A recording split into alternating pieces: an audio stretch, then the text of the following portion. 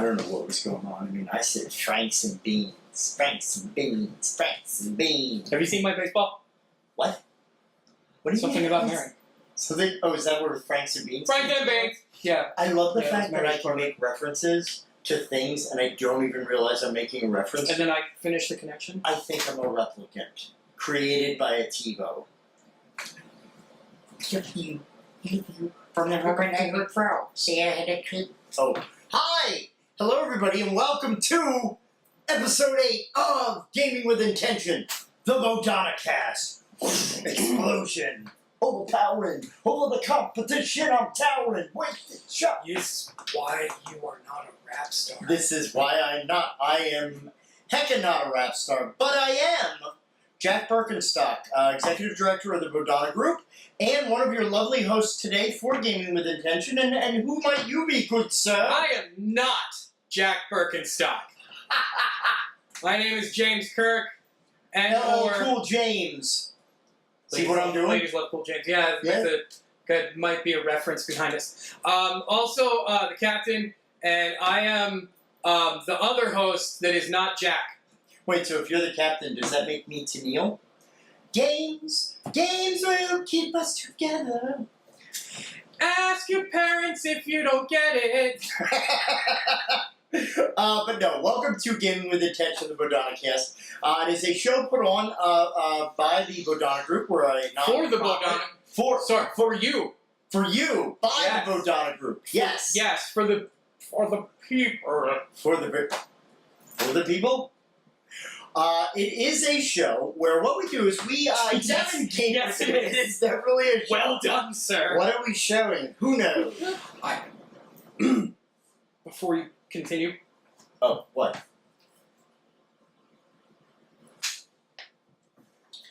It's episode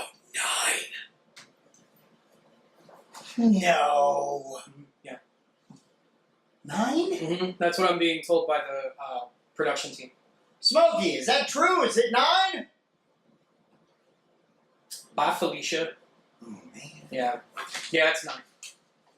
And that's the way it is. Jack is wrong on this day, June 24th, 2018. Not the first day that's happened. We're not...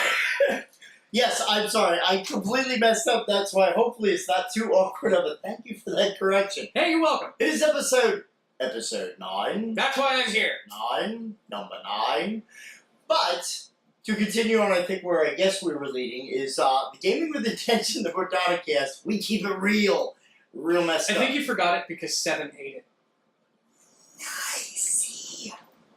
Marcus Genius. I'm so good. But we are a board game and role-playing game review show, and what our focus is we want to review from the perspective that the Bodhana takes. Bodhana Group is a nonprofit. We're based in New York, Pennsylvania. And we use tabletop gaming, whether it's board or RPG, as a way to develop skills, use for therapy, and also for education. So we review it from a slightly different standpoint. We kind of talk about what skills the game can develop. We do teach you how the game runs. And it's kind of a unique little flair to what we do. So, Woo! Woo! Every time somebody says flare. Every time it says flair, that's our new rule. Now it's an old rule. You might be following it newly, but yes, it's a rule. So, with all that in tow, why don't we go ahead with our opening bit? All right, well, first of all, the game today that we're going to work on is, don't call it a Rampage, it's Terror in Meeple City. That's how you'll find it. Definitely. Because sometimes you name something, but you don't quite finalize permission from the people that originally named it, if it's okay to name it the same thing. Oopsie! It is also worth mentioning that this game does not feature Dwayne "The Rock" Johnson in any way.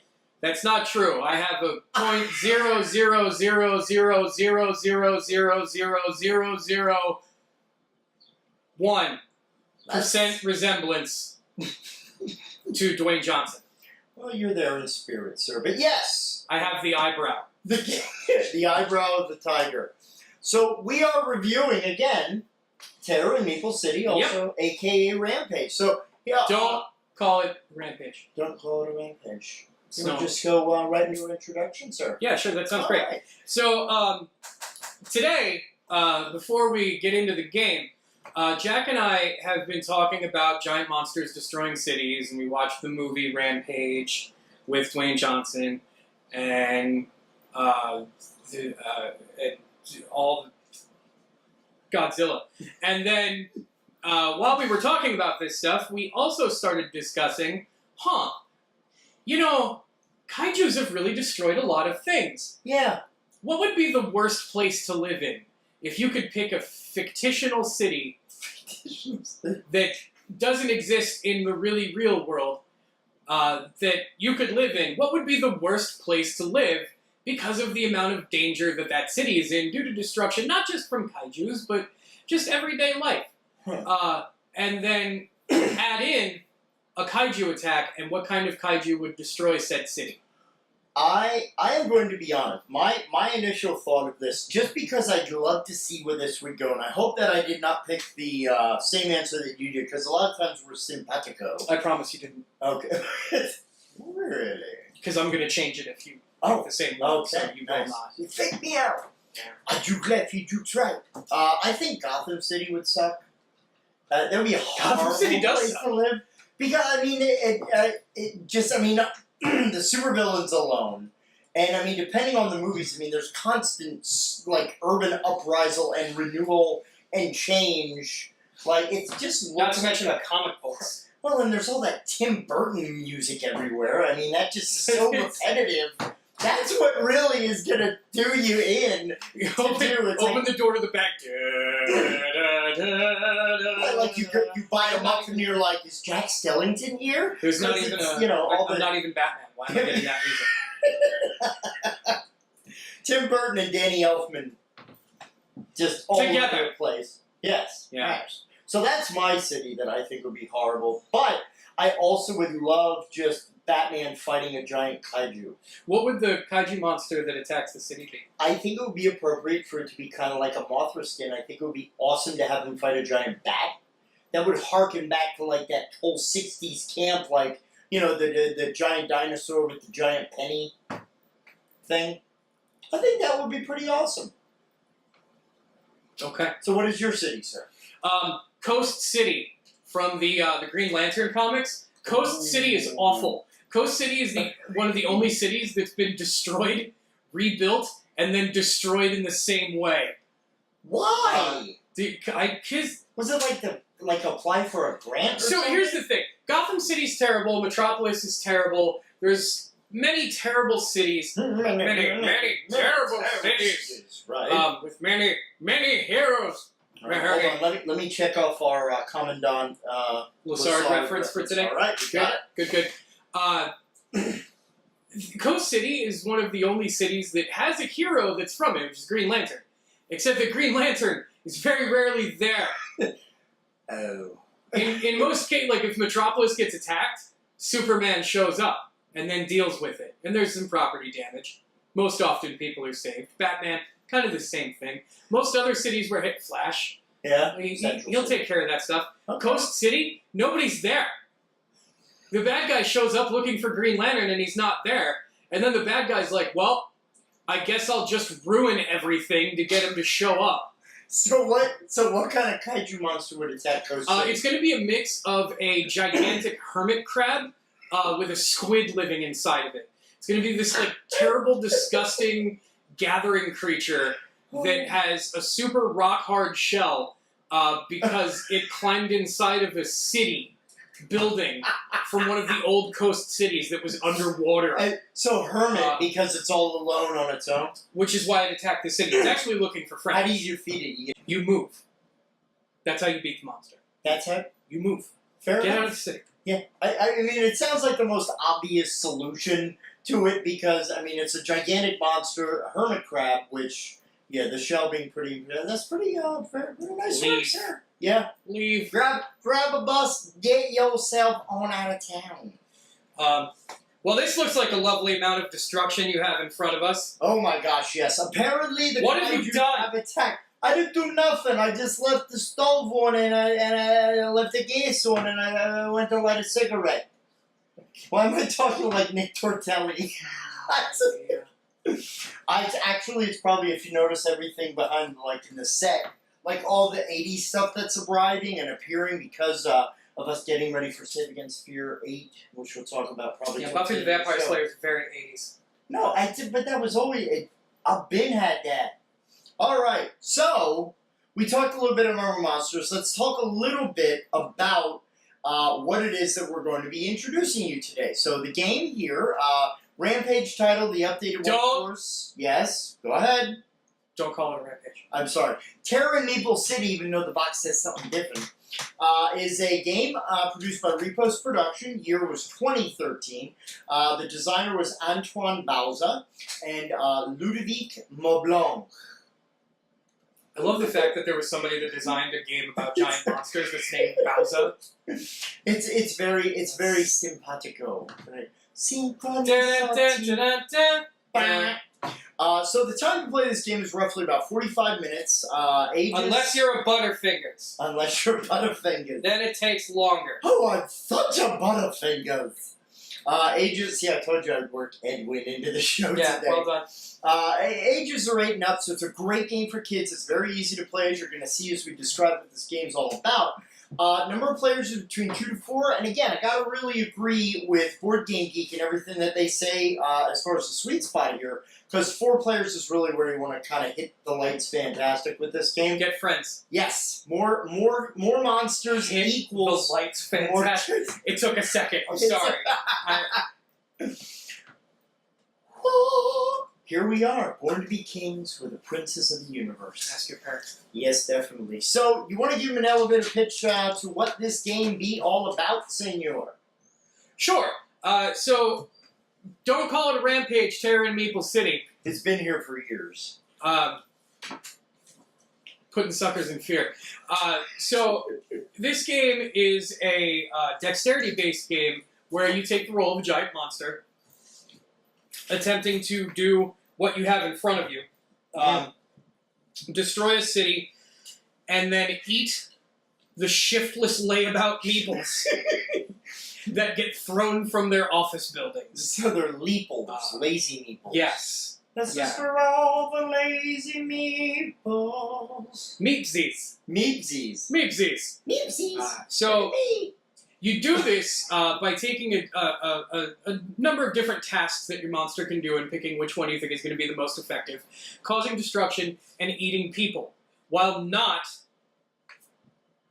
Yeah, make sure. Not falling off the board. Do not fall off the board. So wait, so in this case, would the Flat Earthers be correct? No, they're never correct. Okay, just wanted to make sure, because there is Flat never... Earth, you fall off. No. No? Wouldn't it be weird to have this game on a globe? Think of this Sorry. as the perimeter that the military has.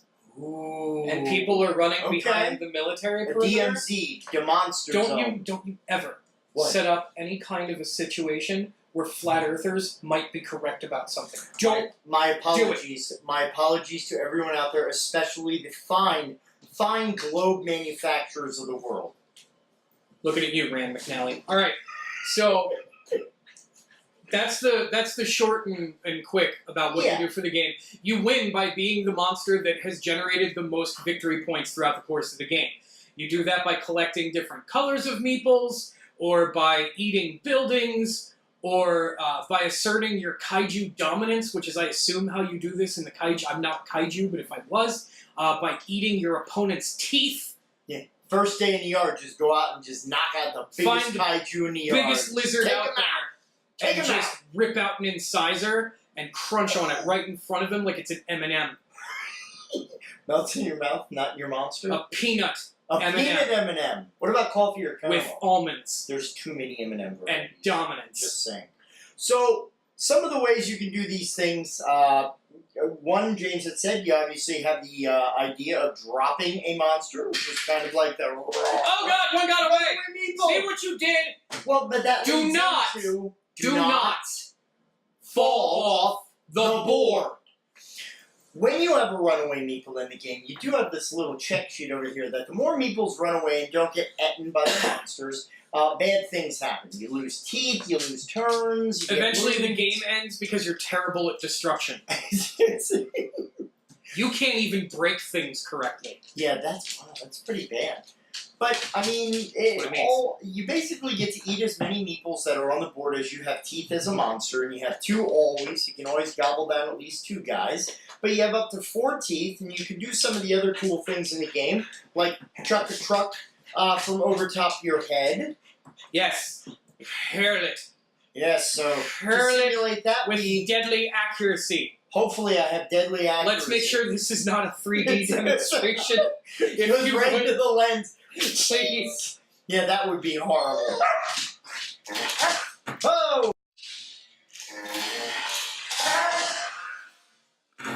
See how that Things sucker blew flew up! right in there? Just went right, my God, JR, there's people in there! What kind of a monster would do this? This kind of monster. It's a giant kaiju monster. Well answered. All right. Yes. You can also use breath weapons, knocking meeples over. Again, we don't normally go into a game review and tell you like every single minuscule rule that's out there. We want to give you a general overview of the game so you can kind of just see the way that it moves before we go into the other bits of the show. Now, there are also powers that you can do that give you like extra abilities to knock stuff over. You also have special character cards through the game.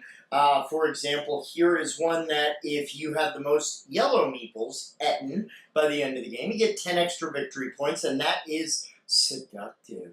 Ooh. Terror in Meeple City after dark. Was that Brown chicken, brown cow. I had a big lunch. So, one of the things that we always do, in addition to reminding everyone to not fall off the board, don't fall off the board. We also have, that was a misfire on the simultaneous. It's okay, it happens. That's alright, it happens. We do want to give you some warnings on some possible side effects here. So, we always want to give you some advice when you're playing any game with anything. There's positives, there are negatives as well. So one, it's not okay to punch buildings the way that the kaiju monsters do. The building always wins. True story. True story. Also, after playing this game, the new Dwayne "The Rock" Johnson movie. Not that bad. Alright. It's okay. So we smell what the meeples got cooking. And then finally, this is again one of those safety advisories for all the kids out there who might be playing. Teeth and drywall are not really food, even though your giant kaiju monsters are able to eat them. Please bear that in mind when you're playing. Although, to be fair, if you do want to establish dominance, munching on a piece of drywall or eating somebody's dentures, probably a decent way to go about it. Dentures, dip them in mustard. Or to at least be the weird in the group. Yeah, that would totally is like, stay away from that guy. Yeah. He eats teeth. Yep. So, teeth. It's eating your teeth. Our next bit here, or our next little segment, is basically when we go into a little bit of detail about the way that this game builds skills specifically. We use this with our little heroes of the game that each represent a way that gaming is helpful and beneficial. So, one of the cool factors of this is one we don't actually kind of get to talk about terribly too much, but it is basically the idea of initiative and chance. Before we get into this, I want to mention, yes. Very important, if you are using this for any kind of therapeutic nature, we do stress that you first understand that this is an adjunct form of therapy. This is not meant to be the cure-all for use for building these skills or finding therapeutic ways to deal with a person's needs. And this is a form of adjunct therapy. This is not meant to be, the everything. So please make sure that the person is still under the care of a licensed therapist or clinician, and make sure that this is only used to accent whatever assistance they are already getting. Yes, definitely. I mean, and if you are using this for therapeutic benefit, please, you should probably be a therapist. If you want to... That is always the great, yes, either be a How do you licensed do the or therapy today? experienced masters of a therapy. That's probably the ground floor, like, before you even get the building, you check your ID. I mean, yeah, you can do some basic things with this.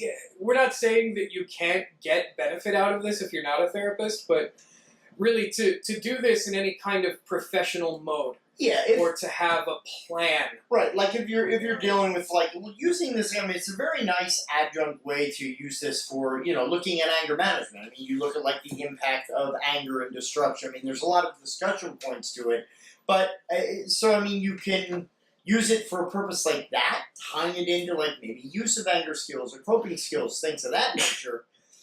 But one of the we're kind of going into is the idea of initiative and chance. One of the weird things about this game is it doesn't really like teach you physics in a mainline way, but wow, the element of chance and randomness, like these meeple, like wear safety goggles when you hear things in this game. They're gonna go in the opposite direction. Like, it's like that Meeples, like it's like an Acme cartoon or so. Like people are just flying all over the heckin' creation. But it does. It kind of had that nice rare element to chance, which sometimes, that kind of frenetic pace, that kind of chaotic, hectic thing, can be really beneficial for folks. But the mainstay, I would probably have to say about this game is probably the dexterity, which you had mentioned. I mean, you were saying there's not a lot of games. There's not a lot of board games that rely on somebody's manual dexterity to be able to do some of these things. There's a like a carom element.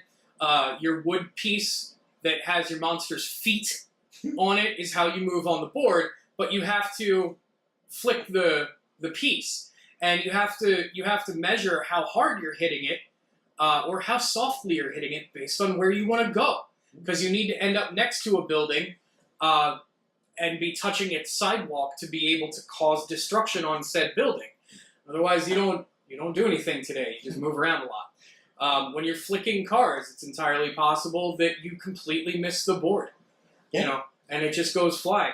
Breath weapons don't eat sandwiches with garlic and onions if you like the people you're playing with. Although it is cool to use a vape when you're using the breath weapon. It's like, I'm a dragon! You totally saw my line. Yeah.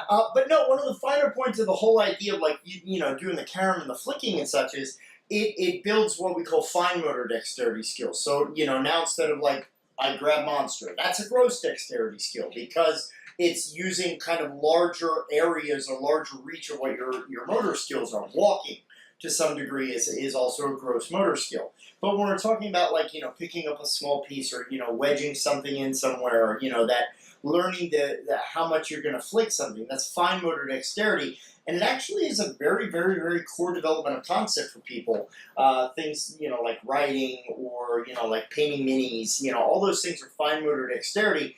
And it does a lot of between the brain and the body conversation and communication along those neural pathways. So it's a very good way to develop, which actually the setup of this game, again, sometimes people will say about the setup being a little bit long.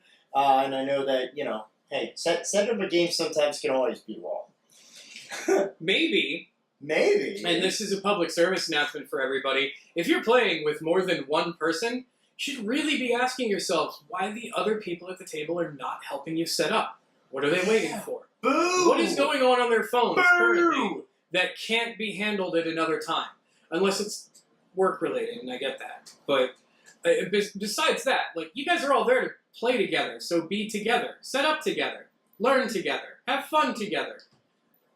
Shower separately. Shower the meeple with love and...